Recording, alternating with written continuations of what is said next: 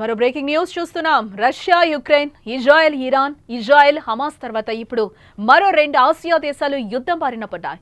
Thailand, Cambodia దేశాల మధ్య చాలా సంవత్సరాలుగా కొనసాగుతున్న సరిహద్దు వివాదం మళ్లీ తీవ్రమైంది. 2 దేశాల మధ్య సరిహద్దులో కాల్పులు జరిగాయి.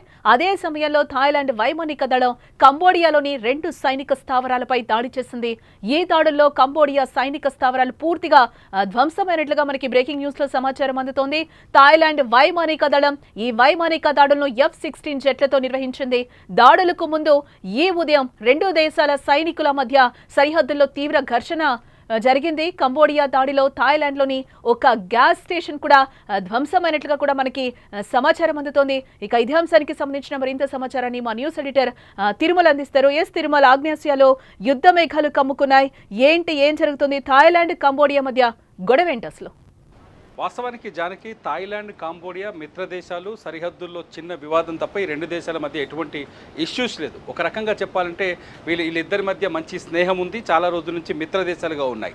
అయితే ఒక టెంపుల్ విషయంలో దాదాపు 1000 ఏళ్ల క్రితం నాటి ఒక టెంపుల్ విషయంలో ఈ 2 దేశాల మధ్య వివాదం నడుస్తుంది. ఇది 1962 నుంచి ఉంది వివాదం.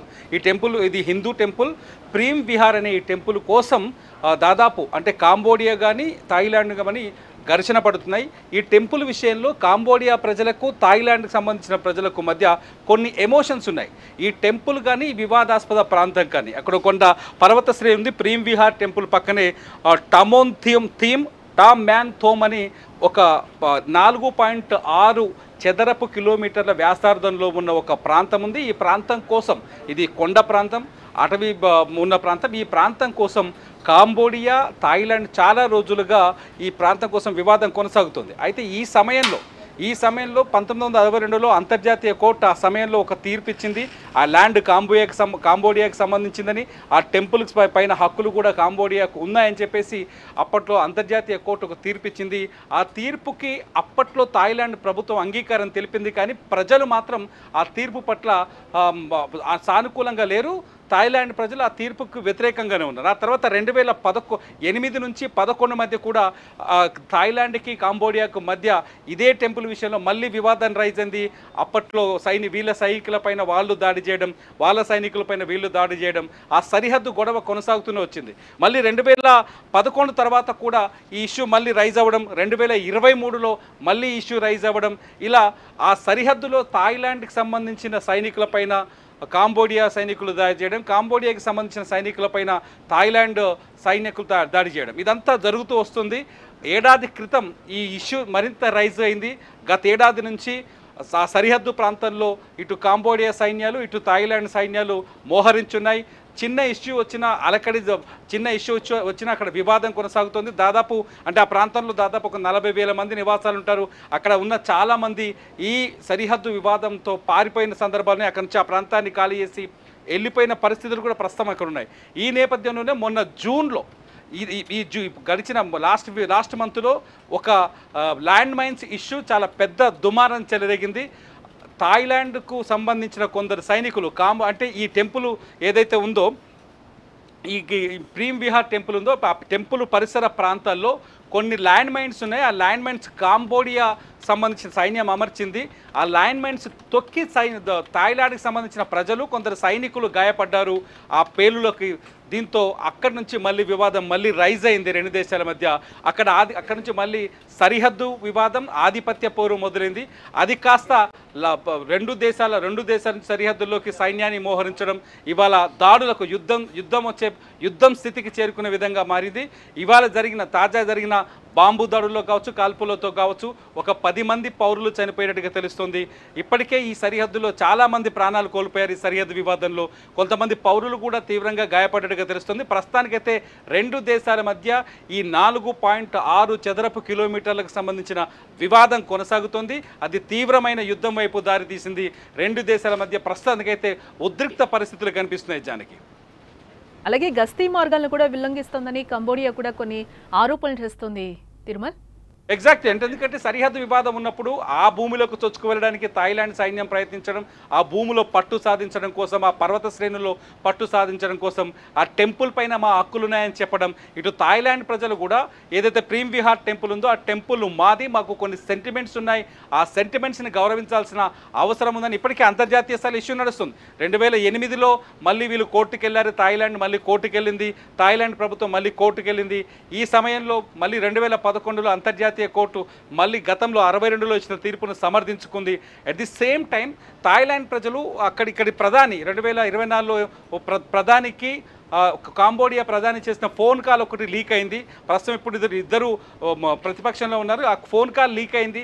ఆ ఫోన్ కాల్లో కూడా ఈ సరిహద్దు వివాదం కావచ్చు, సైన్యానికి సంబంధించిన అంశాలు కావచ్చు, చాలా వివాదాస్పదమైన ఇద్దరు ప్రధానులు వివాదాస్పద విషయాల్లో చర్చించుకున్నారు. దాన్ని పూర్తిగా థాయిలాండ్ ప్రజలు వ్యతిరేకించారు.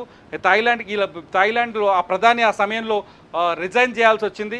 ఈ పరిణామాలన్నీ కూడా ఉన్నాయి. ఇవంతా చిన్న చిన్న ఇష్యూస్ అన్ని, చిన్న చిన్న వివాదాలన్నీ చిలికి గాలివానగా మారుతూ వస్తున్నాయి. సరిహద్దుల్లో అంటే ఈ దేశ సైన్యం ఆ దేశ సరిహద్దుల్లోకి వెళ్ళడం, వాళ్ళు అడ్డుకునే ప్రయత్నం చేయడం, ల్యాండ్ మైన్స్ పెట్టడం, ల్యాండ్ మైన్స్ పేలటం, ఇవాళ యుద్ధానికి దారితీసిన పరిస్థితులు అయితే ఖచ్చితంగా ల్యాండ్ మైన్స్ ఇష్యూ అని తెలుస్తోంది. ల్యాండ్ మైన్స్ ఇష్యూతో అంటే థాయిలాండ్ని టార్గెట్ చేసి థాయిలాండ్ సైన్యాన్ని దెబ్బకొట్టే ప్రయత్నం చేస్తుంది కాంబోడియా. కాబట్టి ఈ యుద్ధం అంశం అక్కడి నుంచి ఈ యుద్ధ వాతావరణం ఏర్పడేట్టుగా కనిపిస్తుంది దానికి. ఎస్, అంటే ఈ ఉద్రిక్త పరిస్థితులు ఇంకా కొనసాగే అవకాశాలు ఉన్నాయా? చూడాలి ఎంతవరకు కొనసాగుతా. ప్రస్తుతానికైతే భీకర సిచ్యువేషన్ అయితే కనిపించట్లేదు, కానీ ఒకరిపైన ఒకరు ప్రతీకార దాడులు చేస్తున్నట్టుగా కనిపిస్తోంది. ఈ యుద్ధ పరిస్థితులు సద్దుమణిగే అవకాశాలు ఉండొచ్చు. ఎక్కువగా ప్రస్తుతానికైతే ఆ పరిస్థితి ఎక్కడా కనిపించలేదు. దానికి ప్రస్తుతానికైతే ఉద్రిక్తత కొనసాగింది. పదుల సంఖ్యలో అక్కడ పౌరులు, సాధారణ పౌరులు చనిపోయారు. సైన్యం చాలా ఎక్కువ మంది సైనికులు కూడా, ఇరు వర్గాలకి సైనికులు కూడా గాయపడ్డట్టుగా తెలుస్తుంది. F-16 లాంటి యుద్ధ విమానాలతో ఇక్కడ బాంబు దాడులు జరుగుతున్నాయి. థాయిలాండ్ పైన కాంబోడియా భీకర దాడులు చేస్తున్నట్టు తెలుస్తుంది. ఎందుకంటే కాంబోడియాకు కొంత రష్యా సపోర్ట్ ఉంది. రష్యా అంటే ఆ ల్యాండ్ మైన్స్ కూడా రష్యా నుంచి దిగుమతి చేసుకున్నట్టుగా థాయిలాండ్ ఆధారాలు చూపిస్తోంది.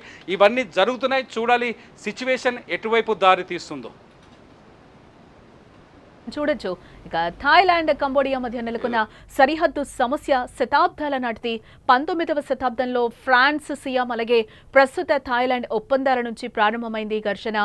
ఈ ఒప్పందాల్లో సరిహద్దు రేఖలు అస్పష్టంగా నిర్వహించారు. ముఖ్యంగా పురహ్ విహార్ ఆలయం చుట్టూ ఉన్న 4.6 చదరపు కిలోమీటర్ల ప్రాంతం విషయంలోనే ఈ గందరగోళం నెలకొన్నట్లుగా మనకైతే తెలుస్తోంది.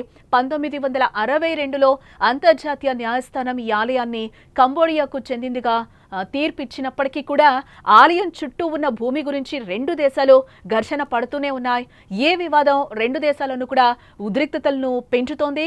ఈ నేపథ్యంలోనే 2025 మే 28న ఎమరాల్డ్ ట్రయాంగిల్ సమీపంలో థాయ్ కంబోడియా సైనికుల మధ్య జరిగిన ఘర్షణలో ఒక కంబోడియా సైనికుడు కూడా మరణించినట్లుగా మనకి సమాచారం ఉంది.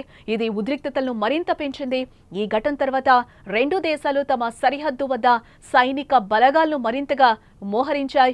జూన్ 2025లో జరిగిన చర్చలు కొంత పురోగతిని సూచించినప్పటికీ జూలై 2025లో తామున్థోమ్ ఆలయం సమీపంలో మరో ఘటన కూడా చోటు చేసుకుంది. ఇందులో ఒక థాయ్ సైనికుడు ల్యాండ్ మైన్ వల్ల గాయపడ్డాడు. కంబోడియాను ఒట్టావా సమావేశ ఒప్పందాన్ని ఉల్లంఘిస్తూ కొత్త ల్యాండ్ మైన్లను అమర్చిందని కూడా థాయిలాండ్ ఆరోపించగా అది వియత్నాం యుద్ధ అవశేషమని కంబోడియా వాదించింది. ఇటు మరోపక్క రెండు దేశాల మధ్య కూడా ఉద్రిక్తతల నేపథ్యంలో స్థానికులు భయాందోళన వ్యక్తం చేస్తున్నారు.